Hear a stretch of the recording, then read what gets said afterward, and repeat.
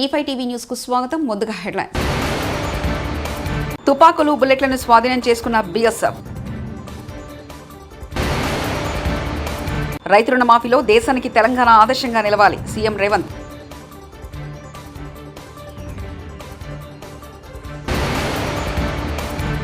వైకాపా కవ్వింపు చర్యలతో కూటమి కార్యకర్తల హద్దు మీరొద్దు మంత్రి అనిత.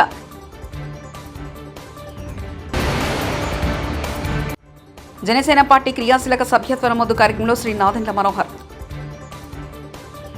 పంజాబ్లోని భారత్ పాక్ అంతర్జాతీయ సరిహద్దు వద్ద 4 చైనా తుపాకీలు 5 రౌండ్ల పాకిస్తాన్ బుల్లెట్లు స్వాధీనం చేసుకున్నట్లు సరిహద్దు భద్రతా సిబ్బంది ఉన్నతాధికారులు గురువారం వెల్లడించారు. ఈరోజు ఉదయం 2 గంటలకు తరణ్ జిల్లాలో కల్సియాన్ గ్రామంలో సిబ్బంది తనిఖీలు నిర్వహిస్తుండగా ఇవి లభ్యమైనవని పేర్కొన్నారు. వీటిని ద్రోణుల ద్వారా జారవిడిచి ఉంటారని పేర్కొన్నారు. కాంగ్రెస్ ప్రభుత్వం రుణమాఫీ చేసినట్లుగానే చేస్తే తాను రాజీనామా చేస్తానన్న సంచలన ప్రకటనపై మాజీ మంత్రి సిద్దిపేట ఎమ్మెల్యే తన్నీరు హరీశ్రావు స్పందించారు.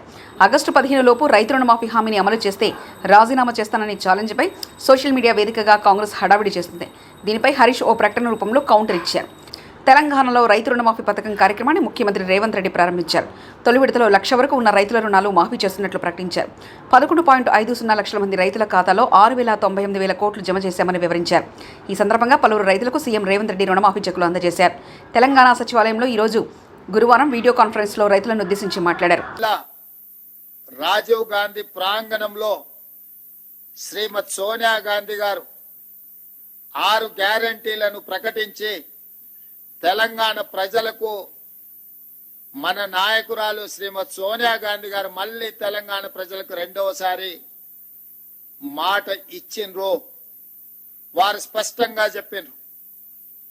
తెలంగాణ ఏ విధంగా అయితే మాట ఇచ్చి తెలంగాణ రాష్ట్రం ఇచ్చినమో అదే విధంగా సెప్టెంబర్ 17, 2023 నాడు రాజీవ్ గాంధీ ప్రాంగణం తుక్కుగూడ రంగారెడ్డి జిల్లా నడిగడ్డన నిలబడి 4 కోట్ల తెలంగాణ ప్రజలకు, లక్షలాది మంది తెలంగాణ రైతులకు నేను మాట ఇస్తున్నా, మీరు ప్రజా ప్రభుత్వాన్ని ఏర్పాటు చేయండి, తప్పకుండా మీకు 2 లక్షల రూపాయల రుణమాఫీ చేస్తా అని శ్రీమతి సోనియా గాంధీ గారు మాట ఇచ్చిండ్రు.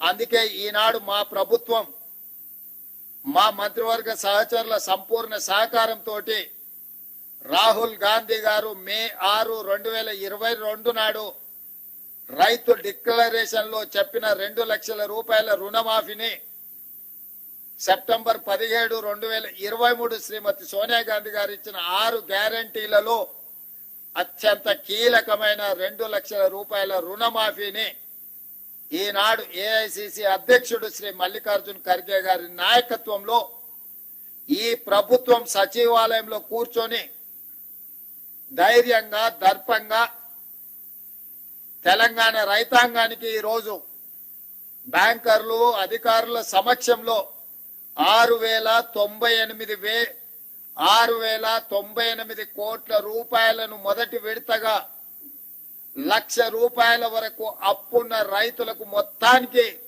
ఈ రోజు మీ ఖాతాలో జమ చేసి రైతు రుణ విముక్తి కలిగించి మీరు ఎలాంటి అప్పులు బ్యాంకులో ఉండకుండా మీ పాస్ పుస్తకాలు మీకు వచ్చే విధంగా ఈ రోజు కార్యక్రమాన్ని చేపట్టడం జరిగింది.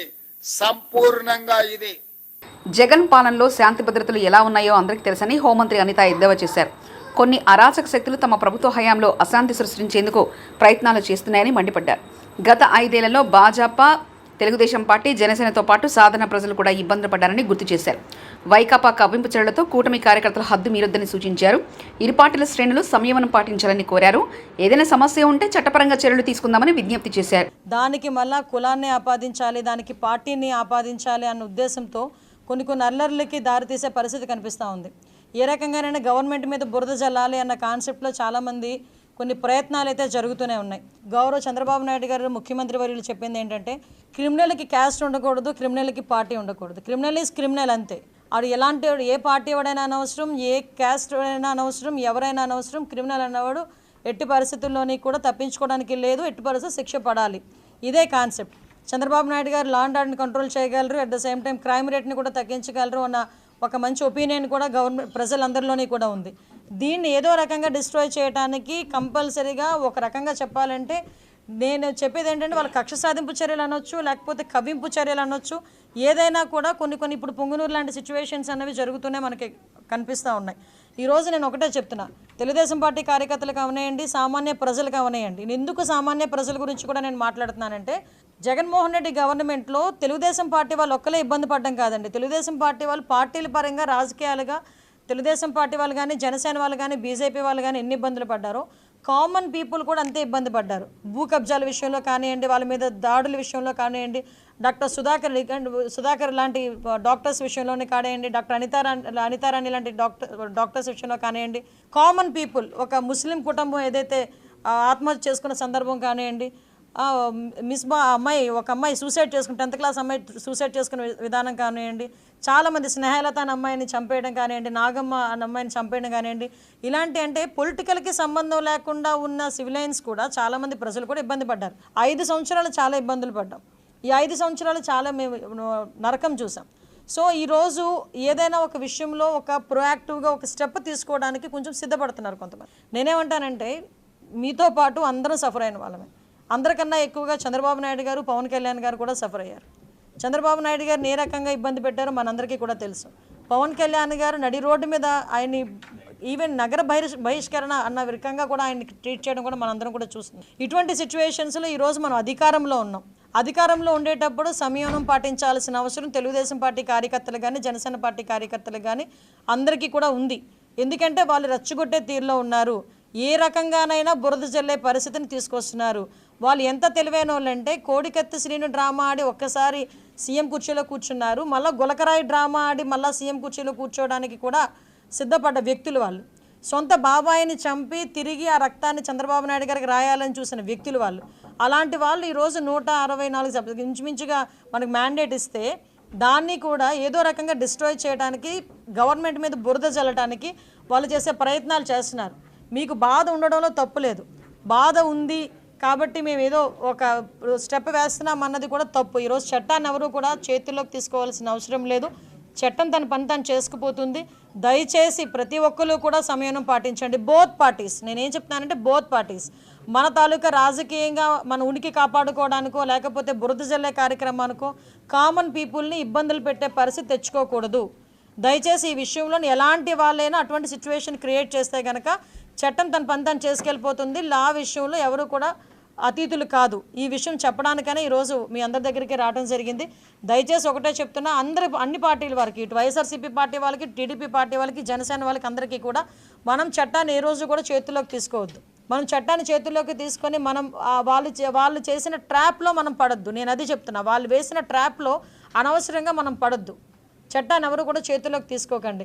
At the same time YSRCP వాళ్ళకి కూడా ఒకటే చెప్తున్నా, మీ లాభాపేక్ష గురించో మీ రాజకీయ ఉనికి గురించో కామన్ పీపుల్ని ఇబ్బంది పెట్టొద్దు అని మాత్రం నేను మీ అందరినీ కూడా విజ్ఞప్తి చేస్తున్నాను. యాదాద్రి లక్ష్మీనరసింహస్వామి ఆలయాన్ని ప్రముఖ సినీ నటుడు, రచయిత తనికెళ్ల భరణి దర్శించుకున్నారు. గురువారం కుటుంబ సభ్యులతో కలిసి స్వామివారి సేవలో పాల్గొన్నారు. తన సతీమణి పుట్టినరోజు సందర్భంగా యాదాద్రికి వచ్చినట్లు తనికెళ్ల భరణి తెలిపారు. కలియుగ వైకుంఠం యాదాద్రిని భక్తులు దర్శించుకోవాలని కోరారు.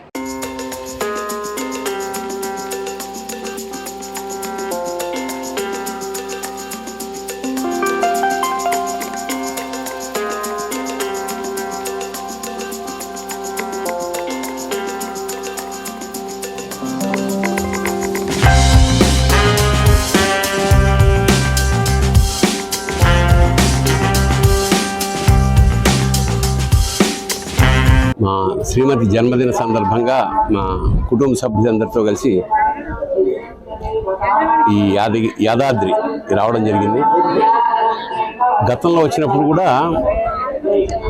దాదాపు నేను మా చిన్నప్పటి నుంచి 10-15 సార్లు వచ్చి ఉంటాను.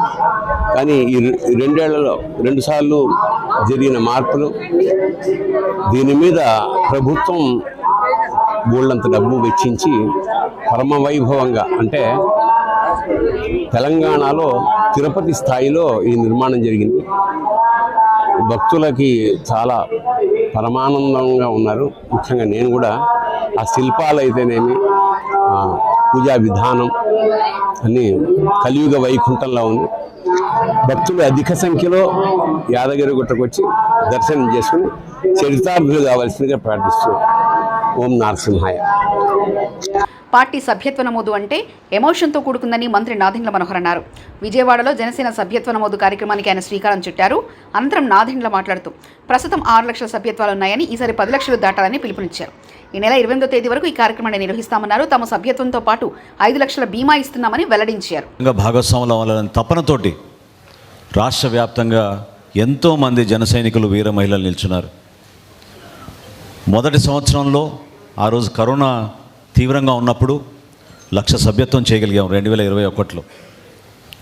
2022 వచ్చే వరకు సుమారు 3,50,000 సభ్యత్వం చేయగలిగాం. గత సంవత్సరం 2023లో అది 6,47,000కి మనం రాష్ట్ర వ్యాప్తంగా తీసుకెళ్ళగలిగాం. భారతదేశంలో ఈ రోజుకి కూడా ఏ రాజకీయ పార్టీ తన సభ్యులను ఒక కుటుంబ సభ్యులుగా భావించుకుని వాళ్ళకి రక్షణే కాకుండా ధైర్యం నింపే విధంగా వాళ్ళకి ఒక మనస్ఫూర్తిగా వాళ్ళకి ఒక అవకాశం, ఒక వేదిక, అద్భుతమైన భవిష్యత్తు ఉందనే ఒక నమ్మకంతో వచ్చిన వాళ్ళందరినీ కూడా గౌరవించుకోవాలనే ఆలోచనతో మన పార్టీ అధ్యక్షులు పవన్ కళ్యాణ్ గారు ఈ క్రియాశీలక సభ్యత్వం ఆ రోజు ప్రారంభించాం. చాలా సందర్భాల్లో మనం చూసాం, ఎంతోమంది మన యువత పవన్ కళ్యాణ్ గారు వచ్చినప్పుడు ర్యాలీల్లో చిన్న చిన్న గాయాలు, ఆ బైక్ ర్యాలీస్లో. అదేవిధంగా ఎక్కువ శాతం మన పార్టీలో యువత కష్టపడి పనిచేస్తున్న వాళ్ళంతా కూడా ప్రతిరోజు చిన్న చిన్న పనులు చేసుకుని కుటుంబాలని నడుపుకొని వాళ్ళ చేతుల పైన ఎంతో నిలకడగా భవిష్యత్తు పైన ఎంతో ఆశ పెట్టుకుని నిజాయితీగా పనిచేయాలనే ఆలోచనతో నిలబడిన వ్యక్తులందరికీ కూడా వారి కుటుంబంలో ఒక ప్రమాదం జరిగితే మనం ఆదుకోవాలనే ఆలోచనతో ఈ కార్యక్రమం తీసుకొచ్చాం. 500 రూపాయలు కట్టి సభ్యత్వం తీసుకుంటున్నారంటే మీరు నిజంగా ఆశ్చర్యపోతారు. ఎటువంటి వ్యక్తులకి ఈ 3 సంవత్సరాల్లో దాదాపు మనం 20 కోట్ల రూపాయలు మనం ఇచ్చాం. 20 కోట్ల రూపాయల్లో ఎంతో బాధాకరమైన విషయం ఏంటంటే మనం ఒక రాష్ట్ర టీడీపీ నాయకులు అత్యాంధ్రప్రదేశ్గా మార్చేశారంటూ కాకాని గోవర్ధన్ రెడ్డి మాజీ మంత్రి వ్యాఖ్యానించారు. పత్రం విడుదల చేస్తున్నాడు. రాష్ట్రంలో శాంతి భద్రతలు గతంలో వైఎస్ఆర్ కాంగ్రెస్ పార్టీలో ఏ విధంగా ఉన్నాయని ఆయన 40 రోజుల పరిపాలన చూస్తే ఇప్పటికి 31 మందిని హత్య చేశారు. 35 మంది తట్టుకోలేక ఈ ప్రభుత్వం చేస్తున్నటువంటి, ప్రభుత్వంలో ఉన్నటువంటి ప్రబుద్ధులు చేస్తున్నటువంటి ఇబ్బందులకి తట్టుకోలేక 35 మంది ఆత్మహత్య చేసుకున్నారు. దాదాపుగా 1000కి పైన దాడులు జరిగాయి. 300 హత్యాయత్నాలు జరిగాయి. 600 మంది వ్యక్తులకు సంబంధించినటువంటి ప్రైవేట్ ఆస్తులు ధ్వంసం చేశారు. 500 ప్రభుత్వ ఆస్తులు ధ్వంసమయ్యాయి. ప్రభుత్వ ఆస్తులున్నా సరే వాటిని ధ్వంసం చేశారు. దాదాపుగా 3,000 కుటుంబాలు, అంటే దాదాపుగా 10 నుంచి 12,000 మంది గ్రామాలు విడిచి వలస వెళ్ళిపోయారు. ఈ గ్రామంలో మమ్మల్ని ఉండనివ్వరు, బ్రతకనివ్వరు, కాబట్టి మేము బ్రతకాలి అంటే ఈ గ్రామంలో ఉండలేమని చెప్పి ఉన్నటువంటి ఆస్తులు, ఉన్న ఇళ్ళు అన్నీ వదిలేసి కట్టుబట్టలతో గ్రామాలు విడిచి వెళ్ళిపోయారు. మహిళల మీద, సరే చిన్నపిల్లలు, మైనర్ బాలికల మీద అత్యాచారాలు అయితే ఈరోజు మనం ఏ స్థాయిలో ఉందనేటువంటిది ఈరోజు మనకు సంబంధించినటువంటి ముచ్చుముర్రి ఘటన ఒకటి. దాదాపుగా 12 రోజులు పూర్తవుతున్నా వలిగండలోని తెలుగు విడత పంట రుణమాఫీ అమలు చేయడంతో ముఖ్యమంత్రి రేవంత్ రెడ్డి చిత్రపటానికి పాలాభిషేకం చేస్తున్నారు ఎమ్మెల్యే కుంభం అనిల్ కుమార్ రెడ్డి.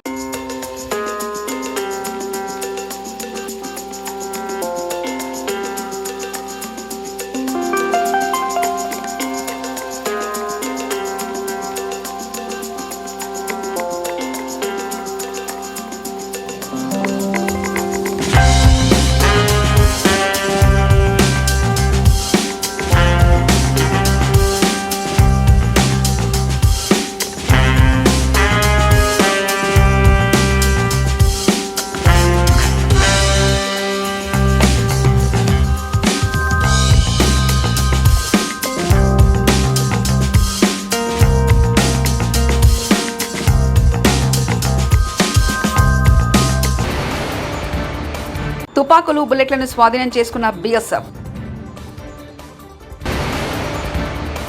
రైతు రుణమాఫీలో దేశానికి తెలంగాణ ఆదర్శంగా నిలవాలి సీఎం రేవంత్.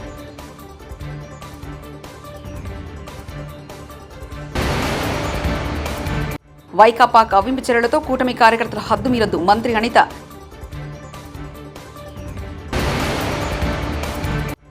జనసేన పార్టీ క్రియాశీలక సభ్యత్వ నమోదు కార్యక్రమంలో శ్రీ నాదెండ్ల మనోహర్.